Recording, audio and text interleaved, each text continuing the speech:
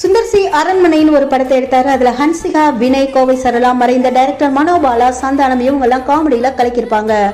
இந்த நிலையில தற்பொழுது அரண்மனை 4 வெளியாகி சக்கப்போடு போட்டுட்டு இருக்கு. சுந்தர் சியின் அரண்மனை 4 OTT-ல ரிலீஸ் ஆக போகுதான்.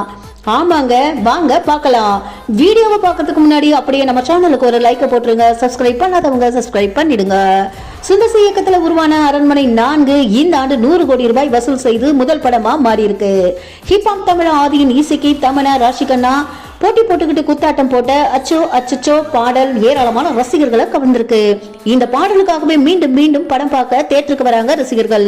இந்த நிலையில ஒரு பெரிய தொகையை கொடுத்து பிரபல நிறுவனம் OTT உரிமையை வாங்கியிருக்காங்க.